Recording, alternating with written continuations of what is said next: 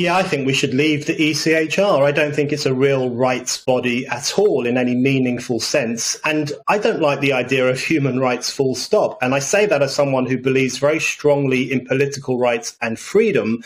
But the problem with human rights is that they often restrict our freedom. So if you look at the European Court's definition of freedom of speech, for example, the Convention says we all have freedom of speech, except in the following circumstances where it may be curtailed and smashed and you could be arrested. So it gives us freedom of speech, but then takes it away in the same breath. And that really sums up human rights law. And I think it's about time we had a very serious public discussion about whether we want to be in this court and whether we want to have the Human Rights Act.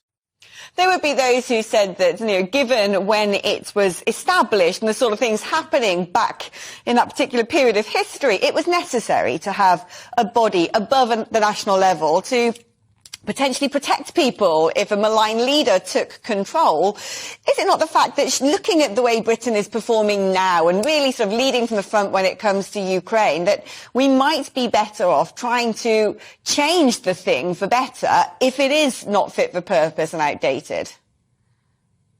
I think we have a very proud tradition in this country of fighting for freedom, particularly press freedom, political freedom, the right to vote.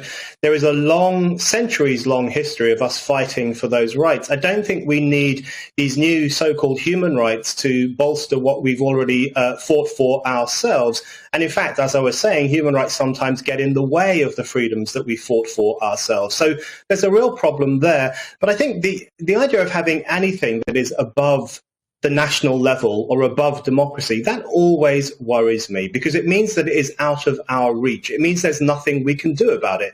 So if the European Court of Human Rights were suddenly to decree that men who believe they are women have the right to go into any situation they want to or any room that they want to, then what could we do about that? That shouldn't be above the national level because we would want to have a discussion. We would want to decide that for ourselves.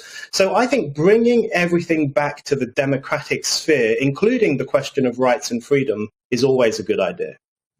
I mean, I agree with a lot of what you say there, but other people might say we might not need them. If we have a British Bill of Rights, it could actually go further than the ECHR and put in place protections that currently are under threat, protections for victims, for example.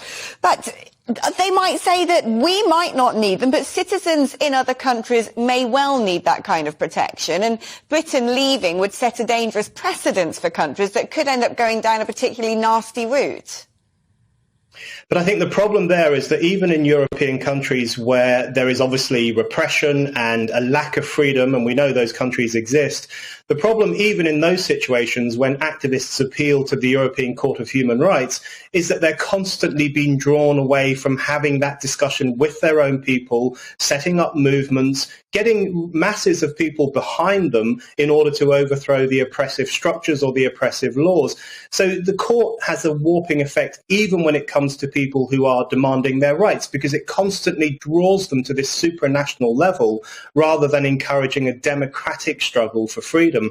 So across the board, I think it has a problematic impact on democracy, first off, as we've seen this week in the UK, and even on the question of freedom. And the sooner we have a discussion and potentially a referendum on this institution, then I think we can really throw open all aspects of this conversation.